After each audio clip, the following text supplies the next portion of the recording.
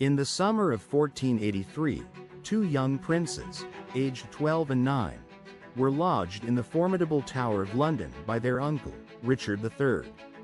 Edward V, the uncrowned king, and his younger brother Richard, Duke of York, were confined within its ancient walls. They were never seen again. Their abrupt disappearance plunged England into a mystery that has endured for over 5 centuries. The year 1483 marked a volatile period for England, recently scarred by the Wars of the Roses. King Edward IV, the boy's father, had died suddenly in April, leaving a fragile succession. His heir, Edward V, was barely into his teens, making his uncle Richard, Duke of Gloucester, a powerful figure. Richard was quickly appointed Lord Protector of the realm. Initially, Edward V's journey from Ludlow to London for his coronation was meticulously planned, a public display of royal continuity. However, Richard intercepted the procession, taking custody of his nephew. He then moved the young king into the tower, ostensibly for safety and preparation. Soon after, the younger prince joined his brother, effectively isolating them both. While the tower served as a royal palace and a secure residence, it was also a prison. Edward V's coronation, originally scheduled for June, was repeatedly postponed without clear explanation. The brothers were increasingly withdrawn from public view, their access tightly controlled. Royal records, which meticulously tracked such details, grew conspicuously silent on their activities. Richard wasted no time consolidating his grip on power. In June, a sermon publicly questioned the legitimacy of Edward IV's marriage, effectively rendering his children, including the princes, illegitimate. This claim was codified in the Titulus Regius by Parliament, removing the boys from the line of succession.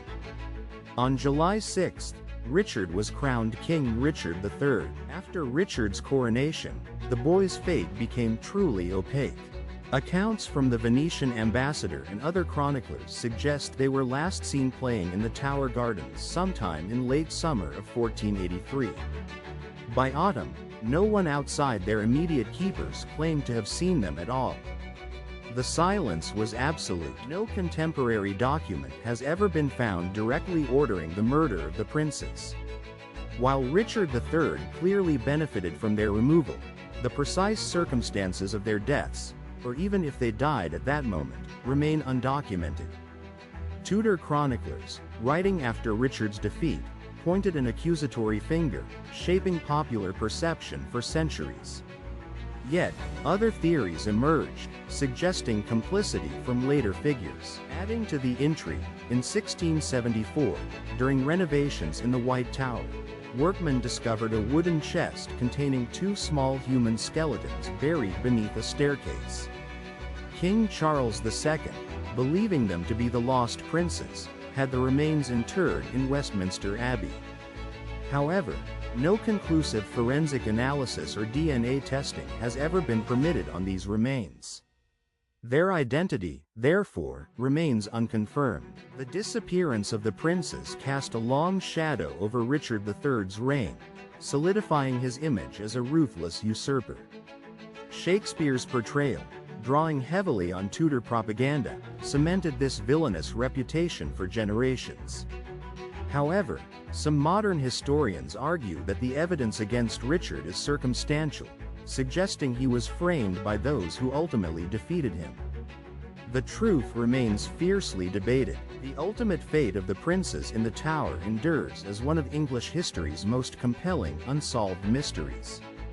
Their vanishing act highlights the brutal politics of dynastic succession and the fragility of life for those closest to the throne. Was it a calculated regicide, a tragic accident, or perhaps something else entirely? The tower holds its secrets close, its ancient stones whispering only silence.